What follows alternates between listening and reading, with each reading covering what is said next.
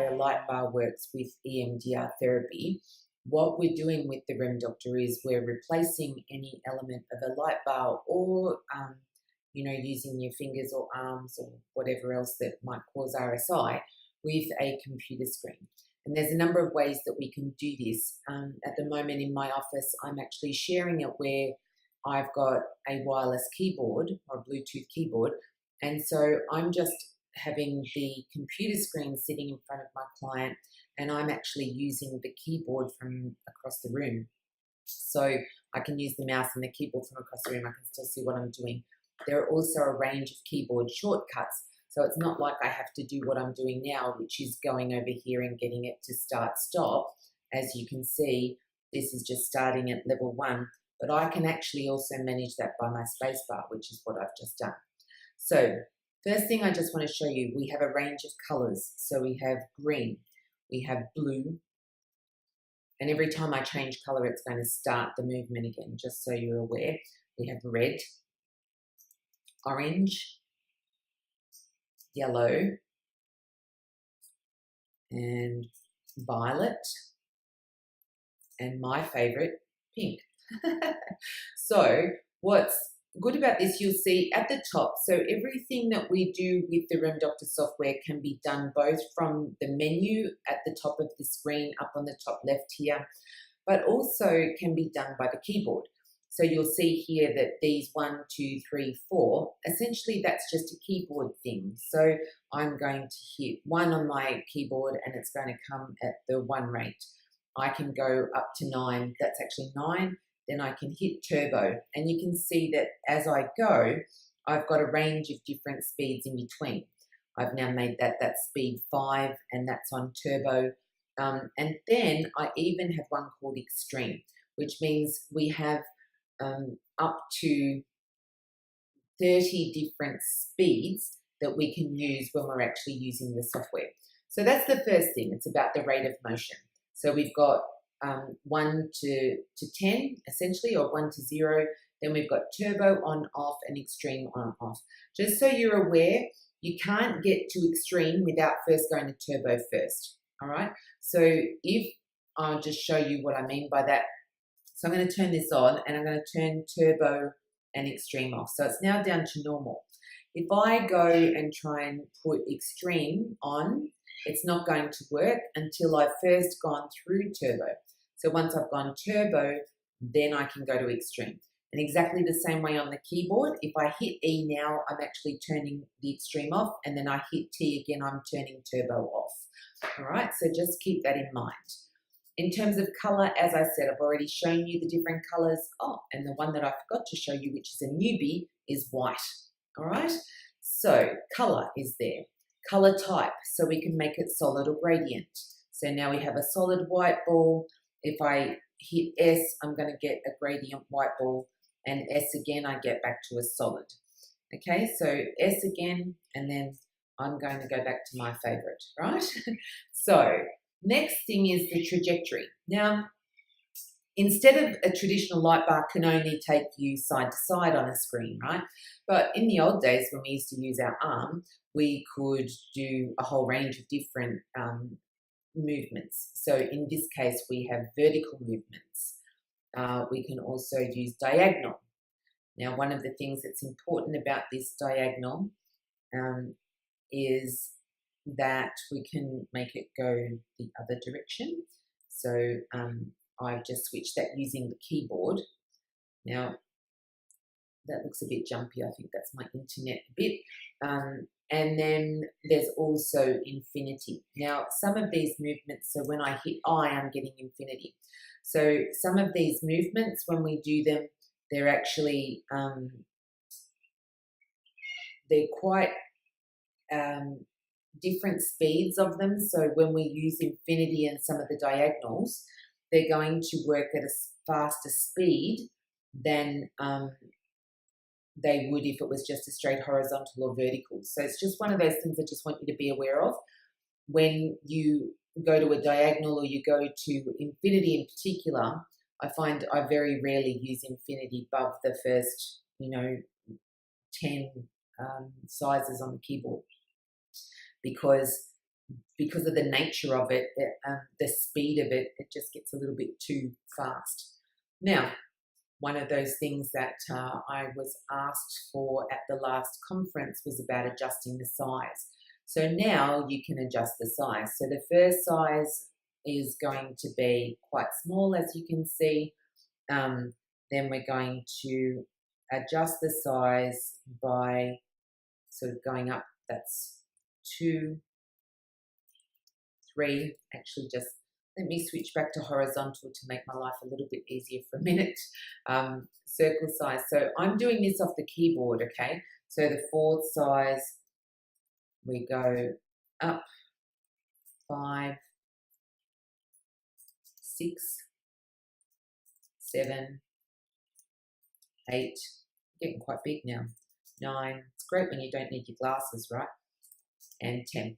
So that's as large as the circle size gets. All right, but it goes all the way back down to this tiny little one. So, you know, for me, I tend to use a 4 or a 5, just depends on the client that I'm working with. But it's good in terms of how it works with our working memory. If we want to mix things up, we can change color, we can change size. And then the other one that's interesting in the trajectory that I didn't sort of show you about before I went on to circle size because I got excited, is that there is one called appearance. So we can just make that, you can see, now I'm just going to turn this down, so you can see that it's doing a bit like a light bar did in the other mode where it just goes from side to side and you can just switch it to what we call appearance. Now my other favorite, which I specifically requested in this upgrade, is a thing called what I'm calling Trailblazer. Now those of you who are of my vintage will recognize that this looks a lot like Kit's lights. If you don't remember who Kit is, then you obviously never watched Knight Rider as an adolescent like I did. So this is the Trailblazer version of the program. And the reason that I got Trailblazer created is because when we're working with clients online in an online environment, sometimes, depending on what our internet service speed is and the client's internet service speed might be quite different. And so what happens then is that you can find that it will jump a little bit. What I find is that by using the Trailblazer version, it means that because we're kind of leaving that imprint behind of where the image has been, if the internet connection is slow for any reason, we're still not really losing the client in them being able to follow that image across the screen. And that's been a really useful addition in this version of the software. So what else is there to tell you about? Well, probably not a lot. In here, enter full screen. So again, you can see that there is actually a key here to be able to enter the full screen. And then we've got a show or hide measurements. Now, this was because some of you will be aware that the research shows that if you work at a certain frequency in terms of hertz speed, then you're going to get different results. So we had the request made about what the hertz speed should be. So you'll see as I speed this up, it's actually telling me what the hertz speed is. As I hit turbo, it's, oh, sorry, that was turbo, beg your pardon. If I go to extreme, then you can see the frequency is right up to 8.47 hertz, and at top speed, we get right up to 9.18. So that's a lot, right? And then if we turn turbo off and we go right back to 1 is at 0.23 hertz. So for those of you who were interested in the hertz speed, I think that's one of those other things that's really very important to know that is there. So we can actually hide the measurements. Now, the other thing which I will get in a little update fairly soon is actually a counter. Now, I want to try and just make sure that I get a counter on the screen that's not so obvious.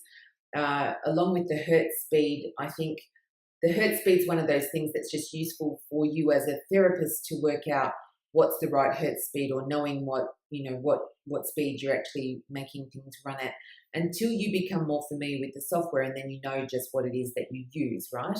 But you wouldn't need to have that up all the time. And I think that it's important to recognize that it's there in terms of a view, but you don't necessarily want to have it up on the screen while you're working with a client. Now, the last thing to just show you here is about just entering full screen. So you can see you don't have your menu here. It's there, you can see in my case, it's there. If I just go up to the top of my screen, it's still going to show it to me. But this is the way that I work when I'm working with clients, and I usually put my mouse down here in the bottom right-hand corner. And the reason for that is because if it's in the way, a lot of clients kind of notice it. Now, the other thing I will just point out to you, if you're working on your normal work computer and you've got the software running on your normal work computer, that's all fine. But can I suggest that you turn off notifications for anything that might come up where you would, how normally up in this top right-hand part of the screen here, you might get something that gives you a notification that says, you've got a new email, or somebody sent you, connected you on Facebook, or if you get messages or whatever. So for some people, they might be happy to just use their work computer. But if you do that, rather than having a dedicated screen or computer, if you do that, just be aware that those notifications will pop up in front of this window like they do on any other window. That's just the nature of computers. All right, I'm demonstrating this on a Mac. In essence, it's no different on Windows. And for anybody who is looking for a demonstration of the software, just feel free. At the bottom of this video, there's actually going to be a link where you can register your interest for a live demonstration, and that might include using PsychNexus if anybody's interested in how you would utilize this software in an online environment so that you can service your clients remotely. If you're interested in doing that, please just click on the link below this video. Otherwise,